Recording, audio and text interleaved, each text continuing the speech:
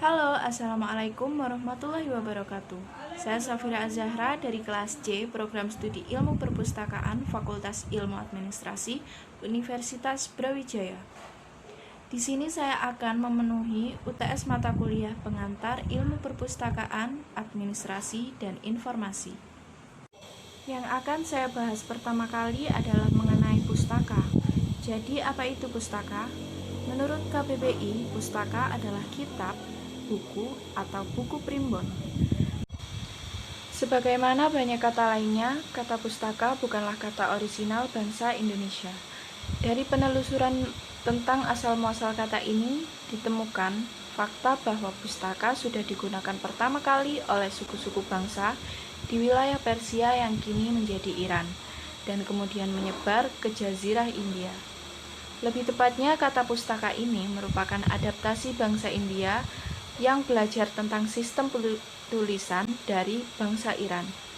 Kata aslinya adalah pos atau posta yang berarti kulit binatang dan merujuk ke material yang biasa digunakan oleh bangsa Iran untuk menerangkan tulisan. Ini menunjukkan bahwa bangsa Iran sudah lebih maju dari bangsa lainnya di wilayah itu dari segi media dan teknologi tulisan. Kita di Indonesia menggunakan kata pustaka karena pengaruh kebudayaan India atau Hindu di kerajaan-kerajaan Nusantara. Sementara suku bangsa Melayu juga sudah menyerap kata dan makna pustaka ke dalam hasana bahasa mereka. Patut dicatat bahwa kata pustaka dipertahankan dan dimaknai secara spesial walaupun bahasa Melayu mengenal kata lain yang bermakna serupa, yaitu buku.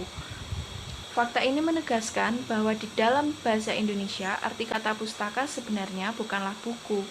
Di Indonesia jelaslah bahwa kata buku diserap dari bahasa Belanda dan bahasa Inggris. Kita tentu dapat menyimpulkan bahwa kata buku yang kita gunakan sekarang merujuk ke sebuah teknologi baru yang berbeda dari kata pustaka. Digunakan semasa sebelum kolonialisme melanda Asia. Sejak awal, jelaslah pula bahwa buku berhubungan dengan teknologi cetak. Di Batak, ada kata pustaha yang sangat mirip dengan kata pustaka. Kata ini merujuk tak saja pada benda berbentuk buku, tapi juga ke sebuah institusi budaya yang berkaitan dengan kepercayaan setempat, khususnya menyangkut hal yang keramat dan pernujuman. Selanjutnya di Jawa, para raja, khususnya raja di Solo atau Yogyakarta, menggunakan kata pustaka misalnya dalam Rekso Pustaka dan Radya Pustaka untuk merujuk ke himpunan naskah yang penting berkaitan dengan falsafah hidup orang Jawa. Baik Rekso Pustaka maupun Radya Pustaka didirikan, dirawat, dan dikembangkan oleh kerajaan dan sampai masa tertentu hanya boleh digunakan oleh orang terbatas. Baik pustaha maupun pustaka dengan kata lain adalah lebih dari sekedar media berbentuk buku dan bukan pula kitab yang kemudian juga dipakai dalam kata Alkitab.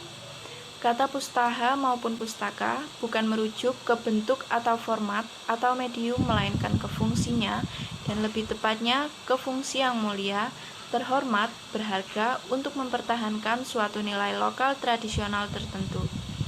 Kita dapat melihat sepintas bahwa pustaka amat berkaitan dengan pengetahuan dalam arti luas, sehingga dapat kita kaitkan dengan epistemologi sosial dan epistemik dengan konteks lokal.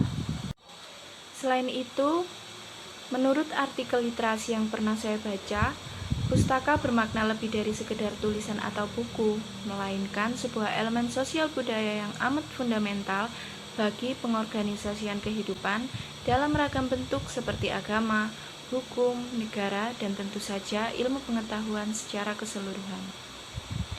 Lalu pasti akan timbul pertanyaan di benak kita mengenai siapa pelaku pustaka. Jadi pelaku pustaka biasa kita sebut dengan pustakawan. Ini adalah sebuah profesi dari seorang yang bekerja untuk mengelola pustaka. Biasanya pustakawan ini bekerja di perpustakaan.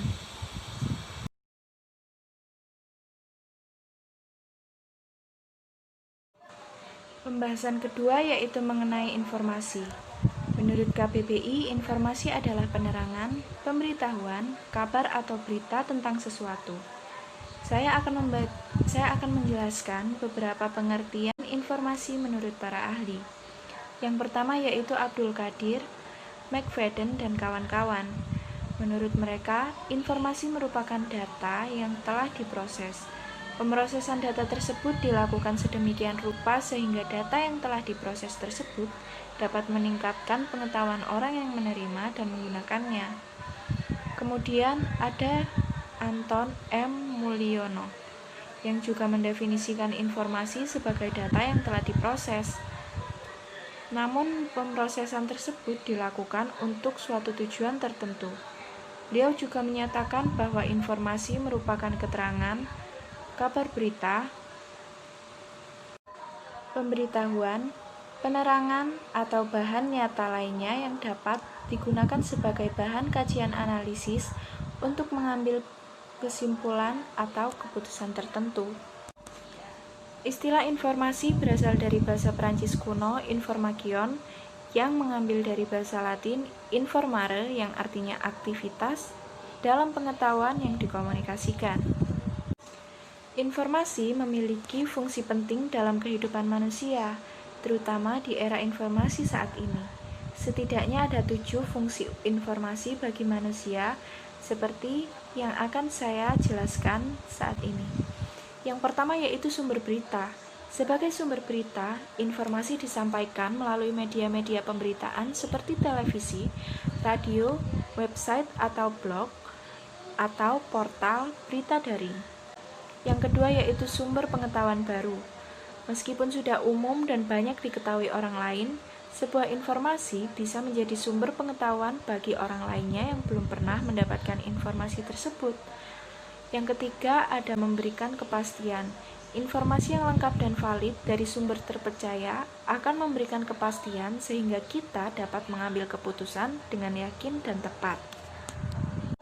Selanjutnya yaitu fungsi hiburan. Sebuah informasi tidak harus selalu bersifat serius. Informasi juga bisa disajikan dengan cara yang menghibur, misalnya dengan menggunakan narasi yang menarik dan dilengkapi gambar, foto, atau video. Yang kelima yaitu alat untuk mensosialisasikan kebijakan. Sebuah kebijakan perlu disosialisasikan sebelum diberlakukan agar dipahami dengan baik dan benar. Informasi yang benar bisa menjadi alat yang efektif untuk mengkomunikasikan kebijakan tersebut. Ada alat untuk mempengaruhi masyarakat. Informasi tidak saja berguna bagi penerima, tapi juga untuk pihak yang menyampaikan. Informasi yang baik bisa memengaruhi masyarakat untuk tujuan dengan si penyampai informasi, misalnya untuk membeli sebuah produk atau dalam pemilihan pemimpin. Yang terakhir, dari fungsi informasi yaitu dasar dalam menyampaikan opini. Media sosial membuat siapa saja bisa dengan mudah menyampaikan pendapatnya. Sayangnya banyak opini yang tidak sesuai dengan fakta. Opini yang baik adalah yang didasarkan pada informasi yang berasal dari sumber terpercaya dan berasal dari fakta.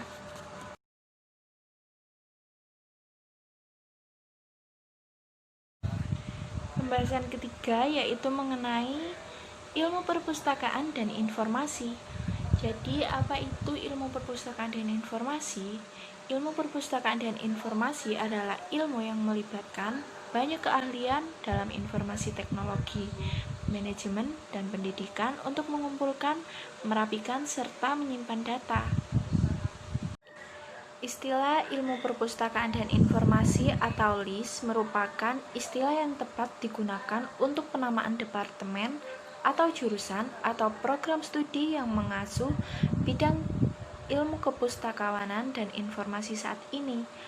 Untuk memudahkan pemahaman mengenai konsep LIS, perlu diketahui perbedaan antara ilmu perpustakaan dan ilmu informasi. Sulityo Basuki pada tahun 1993 menyatakan perbedaan di antara ilmu perpustakaan dan ilmu informasi terletak pada sejarah, objek, misi, dan pengembangan teori serta metode yang digunakan. Menurut catatan sejarah, bahwa ilmu perpustakaan jauh lebih tua usianya dibanding dengan ilmu informasi. ilmu perpustakaan telah dimulai lebih dari 130 tahun yang lalu ketika Columbia University membuka pendidikan perpustakaan pada tahun 1876. Istilah itu digunakan bervariasi pada saat itu pada masing-masing universitas yang mengelolanya, yaitu ada librarianship atau kepustakawanan, ada library studies atau studi perpustakaan, dan ada juga library science atau ilmu perpustakaan. Istilah information science atau ilmu informasi baru muncul sekitar tahun 1959 yang pertama kali dikemukakan oleh University of Pennsylvania di Amerika Serikat ketika membuka program studi ilmu informasi atau informasi science. Objek ilmu perpustakaan lebih menekankan kepada pengelolaan dokumen, sedangkan ilmu informasi lebih menekankan pada informasi yang terdapat pada dokumen.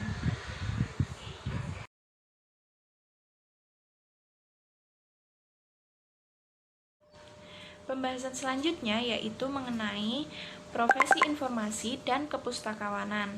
Jadi, profesi informasi biasa kita sebut dengan pustakawan. Pustakawan merupakan salah satu sumber daya yang menggerakkan sumber daya lain dalam organisasi perpustakaan yang memungkinkan perpustakaan dapat berperan secara optimal di dalam melaksanakan tugas pokok dan fungsinya, sehingga pustakawan menjadi ujung tombak keberhasilan dalam penyebarluasan informasi di perpustakaan. Dalam Undang-Undang Nomor 43 Tahun 2007 juga yang dikatakan bahwa pustakawan adalah seseorang yang memiliki kompetensi yang diperoleh melalui pendidikan dan atau pelatihan kepustakawanan serta mempunyai tugas dan tanggung jawab untuk melaksanakan pengelolaan dan pelayanan perpustakaan. Pustakawan harus memiliki sifat dasar yang harus menjadi pedomannya. Yang pertama yaitu melaksanakan tugas sesuai dengan harapan masyarakat. Yang kedua, mempertahankan keunggulan. Yang ketiga, menjamin tindakan dan keputusannya. Yang keempat, bersikap sopan dan bijaksana. Kemudian, pustakawan juga memiliki kode etik pustakawan yang terdiri dari 5 bagian besar, yaitu yang pertama, hubungan pustakawan dengan pengguna, yang kedua, hubungan pustakawan dengan pustakawan lain, yang ketiga, hubungan pustakawan dengan perpustakaannya, yang keempat, hubungan pustakawan dengan profesinya, yang kelima, hubungan pustakawan dengan masyarakat. Yang pertama, hubungan pustakawan dengan pengguna, yaitu menjunjung tinggi hak pengguna. Yang kedua, wajib melindungi hak privasi pengguna. Yang ketiga, pustakawan mengakui dan menghormati hak milik intelektual. Yang kedua adalah hubungan pustakawan dengan pustakawan lain. Yang pertama, memelihara dan mengembangkan pengetahuan dan keterampilan. Yang kedua, memelihara dan memupuk hubungan kerjasama. Yang ketiga, bekerja sama dengan pustakawan lain. Yang keempat, menjaga nama baik dan martabat rekan sesama pustakawan. Kemudian yang ketiga yaitu hubungan pustakawan dengan pustakawan perpustakaannya. Yang pertama, aktif dalam perumusan kebijakan. Yang kedua, bertanggung jawab. Yang ketiga, membantu mengembangkan pemahaman. Keempat adalah hubungan pustakawan dengan organisasi profesi. Yang pertama, membayar iuran keanggotaan. Yang kedua, mengikuti kegiatan organisasi sesuai kemampuan. Yang ketiga, mengutamakan kepentingan organisasi. Lalu yang terakhir adalah hubungan pustakawan dengan masyarakat. Yang pertama, bekerja sama dengan anggota komunitas. Yang kedua, memberikan sumbangan dalam pengembangan kebudayaan. Jadi itulah kode etik yang harus dimiliki oleh pustakawan di Indonesia. Yang selanjutnya yaitu mengenai kepustakawanan. Jadi, kepustakawanan adalah penerapan pengetahuan di dalam ilmu perpustakaan termasuk dengan pengadaan, penggunaan, serta pendayagunaan buku di perpustakaan. Selain itu, kepustakawanan adalah sistem sosial dalam wujud interaksi dan kegiatan yang terus-menerus dilakukan atau diproduksi dan diulang.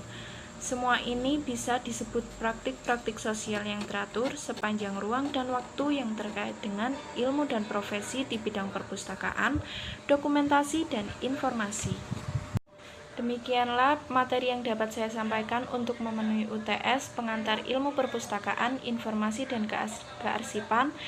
Jika ada salah kata, kurang lebihnya mohon maaf. Wassalamualaikum warahmatullahi wabarakatuh.